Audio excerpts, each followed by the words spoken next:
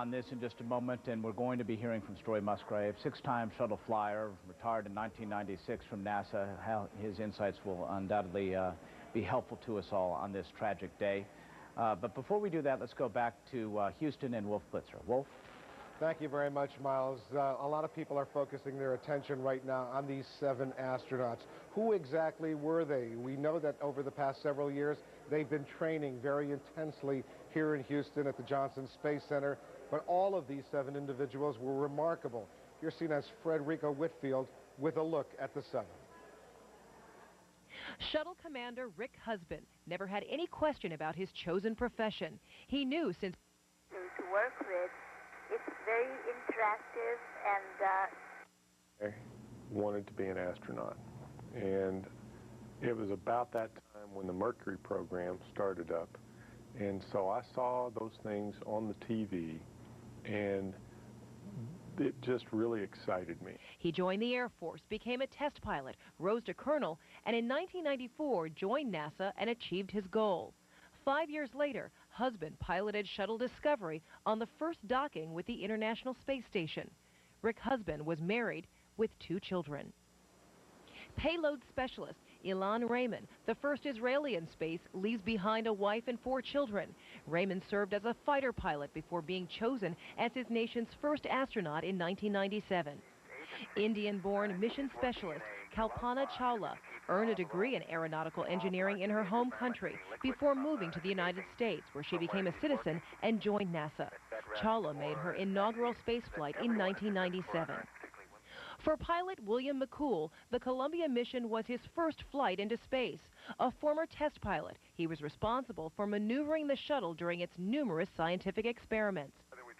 Air Force Lieutenant Commander Michael Anderson was Columbia's payload commander. Married with 2 children, Anderson was the son of an Air Force pilot, raised around military bases. He had been in space once before on a 1998 shuttle flight that delivered equipment to the Russian space station Mir. Anderson was in charge of the shuttle's science experiments and said he was energized by the potential for discovery. Yeah, I am excited about this flight. This is a really exciting flight. I think if you take each of the payloads that we have on this flight and you sit down and you really look at it and you really study them, you realize that there's tremendous potential. Mission specialist David Brown was a U.S. Navy captain, a pilot, and a flight surgeon. He became an astronaut in 1996 and was making his first trip into space. Although his focus was on specialized experiments, Brown recognized the broad appeal of space exploration. Well, the dream of going to space is not unique to just astronauts or Americans or any particular nationality. It's a broadly held dream. So the fact that other countries and other people want to do that is no surprise. Columbia's other mission specialist was Laurel Clark, a U.S. Navy commander and a flight surgeon. She was aboard submarines after medical school before becoming an astronaut. Dr. Clark spoke from the shuttle just hours before the Columbia lost communications with NASA ground controllers. well, good morning, Houston. We're getting ready for a big day up here. Had a great time on orbit and really excited to come back home. Laurel Clark leaves behind an 8-year-old son. Frederica Whitfield, CNN. Family members are understandably reluctant to speak out so quickly after this horrible tragedy, although some actually are seeking to make their views known. Here are some of the reactions from some of the loved ones. I can't believe it's happened. He was so happy for him. It was his top of his life, and that's what happened.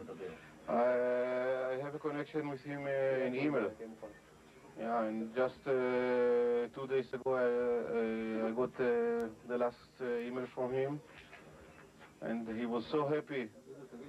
And he said that he's so happy that he doesn't want to come back to us. And he didn't come back to us. There was complete panic at the moment I realized that there was something had gone wrong. I had the TV on in here and the computer on in the other room, and I was running in between trying to find out what was going on. It was awful. At church services throughout this area in Houston, especially around the Johnson Space Center, the grief will be very, very visible during the services Sunday morning. Miles? Wolf Blitzer in Houston. We'll check in with you in just a few moments, and we will be checking in with Story Musgrave, 6-time shuttle veteran. First flew in 1983, last flew in 96. Quite a storied career, if you will excuse that expression. Stay with us for that after a brief break.